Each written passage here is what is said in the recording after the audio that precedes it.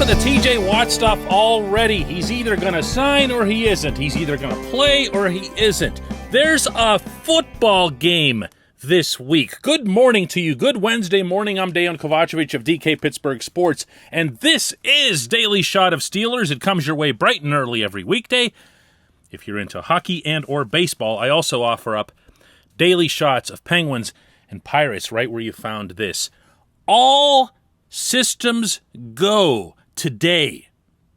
The Steelers have their first official full practice in advance of facing the Bills.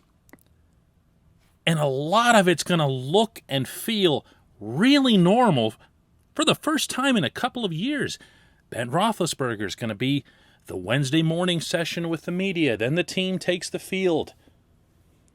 And then maybe we can all, meaning on the outside, get back to talking about what actually matters. Look, I'm not downplaying the TJ thing, to say the least. Mike Tomlin made clear yesterday, TJ's going to play. I remain optimistic that something's going to get done from a deal perspective. That aside, I'm expecting him to work tomorrow. I'm proceeding with the assumption that he's going to work tomorrow. That's kind of the approach that I'm taking. Fine. Let's see how it all rolls out. I strongly suspect, based on what the head coach said yesterday, it's going to roll out just fine. The rest of it, I'm not as sure about. And really, I shouldn't be. It's a challenge. It's a challenge facing that team, that opponent, that a lot of people see as being the second best team in the AFC, behind the Chiefs, of course, with all the talent they have on both sides of the ball. The Steelers are going to have to be at their best, and you know what? You can argue, even with the Steelers having been divisional champs last year, that this will constitute an upset if the Steelers win.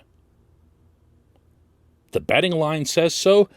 Logic kind of says so. And not just because of the whole home versus road thing. The Bills have a lot of things going in their favor. But the Steelers, make no mistake, can beat them. And I'm going to give you 3 keys to that today. Number 3, we're going in descending order. It's more dramatic. Number 3 is that Joe Hayden's going to have to cover the daylights out of Stephon Diggs. In fact, the entire secondary is going to have to adjust to all of the Buffalo receivers because I don't know how overly gimmicky you can afford to get in giving Hayden a helping hand over there. You know what I'm saying? I think you can have Terrell Edmunds lean toward that side of the field, maybe even occasionally come close to doubling up Diggs or staying in that vicinity. But I don't think you can do something like, you've seen the Steelers do this in the past, by the way, usually against tight ends, where they'll line up somebody at the line of scrimmage and chip them and whatever else. You're not going to see anything like that. You're not going to see some of the gimmick defenses, for example, that were applied against Antonio Brown at the height of his career in Pittsburgh. But Hayden has always been that guy, and Hayden still sees himself as that guy, and fairly so, and wants to be paid like that guy. So go ahead and get them, Joe. Number 2 is that the defensive front has to be stout and cohesive, not necessarily in that order. Again, we could turn this subject into TJ this and TJ that, but the fact is, TJ, even with just 3 practices in team drills, in parentheses, knows what he's doing. TJ's job at the end of the day isn't super complex. They can just tell him, look, we'll get you up to date on everything else. Pin your ears back and go get Josh Allen. Just key off on him. Go get him. They can do the same thing with Alex Highsmith. And you'll recall that in the first half, in particular last year in Buffalo, Allen couldn't go anywhere. The Steelers collapsed the pocket on him like crazy. Now, I know Bud Dupree's not around, but Highsmith's been the Steelers' best player through this entire offseason, their best performer. And I also know that Stephon Tuitt's not going to be there. So you're going to have to see Chris Wormley step up. You're going to have to see Joe Schobert look like he's caught up and capable of being a signal caller in his first snap in anger after only having played a couple series of a preseason game. I know. There's a lot here. There's a lot here. And that's the reason the two of my three keys are on the defensive side of the ball, where you would think there wouldn't be as many issues. This portion of Daily Shot of Steelers is brought to you by Point Park University. Choose from nearly 100 career-focused programs leading to bachelor's, master's, and doctoral degrees. Choose when, where, and how you'd prefer to learn those, whether it's at Point Park's downtown Pittsburgh campus, whether it's online, maybe a flexible hybrid format's for you. Learn more about all of this at pointpark.edu. Number one. Oh, you thought I was going to say the offensive line, didn't you? But that'd be so predictable and so boring, even if it's accurate, that I'm going to try to avoid it, Instead, what I'll do is I'm going to incorporate the offensive line to try to avoid this being an answer that you saw coming 10 miles away, and say, I want to see Najee Harris touch the football. I want to see the ball in his hands. I don't care if it's a yard and a half in a cloud of dust on 4th and short. I don't care if it's a beautifully executed block inside left tackle. And by the way, they're going to be doing a lot of running on the left side because they trust both Dan Moore and Kevin Dotson to get big pushes over there.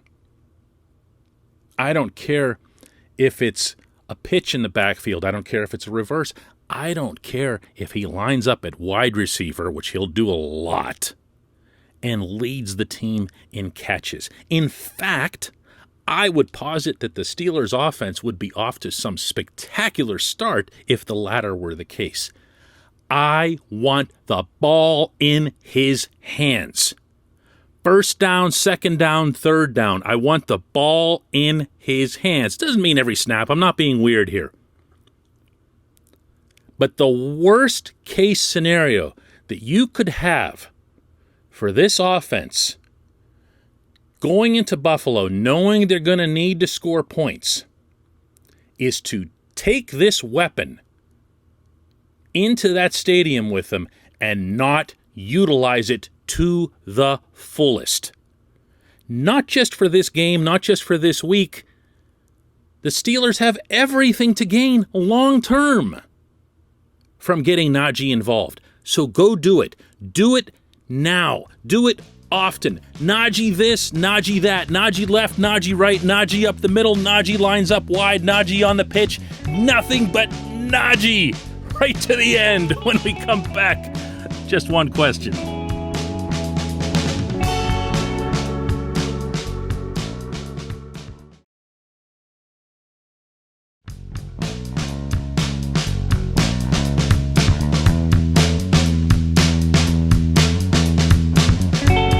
It's time for Just One Question, and that's always brought to you on this program by the personal injury law firm of Luxembourg, Garbett, Kelly & George, LGKG. They represent people who are hurt in car accidents, who need assistance with workers' comp, who filed medical malpractice claims.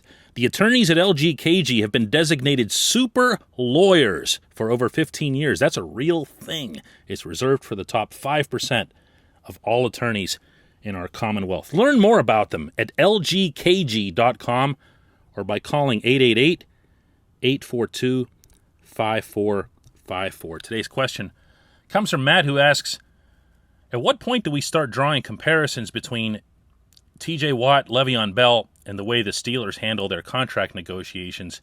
I might be way off base, but it's worrying me that history's repeating itself. I don't think it will, Matt. I'm going to tell you why here without getting into all the comparisons here and all the the Steelers' internal policy about not wanting to have guaranteed money past the first year. That's something that they don't want to break, because if you break it once, then you're going to have to break it for Minkah Fitzpatrick, and you're going to have to break it for your next quarterback, and you're going to have to break it for Najee Harris someday.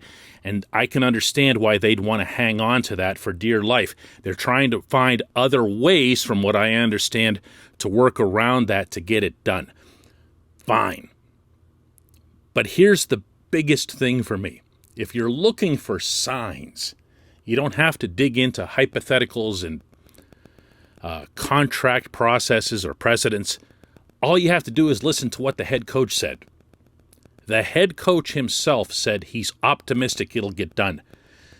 To know this man is to know that he wouldn't speak that if it wasn't there. That doesn't mean he can't be deceitful in his own way or whatever. It's just that he himself has nothing to gain there by being deceitful. The football team has nothing to gain from the head coach saying that he's optimistic that it'll get done, nor that he'll be at practice with the team today. I fully expect, as I have all along, based on the parties involved and based on all the signals that have been sent in all directions, that TJ Watt will be signed to an extension, and TJ Watt will be on the field with the Steelers after signing that extension this Sunday in Orchard Park, New York. It will not be Le'Veon Bell Part 2. These aren't the same people. This isn't the same situation. I appreciate the question a lot, Matt, actually, because I was going to get away with doing this whole episode without talking about TJ, and that wouldn't have been right. Let's do another one tomorrow, maybe after the deal's done.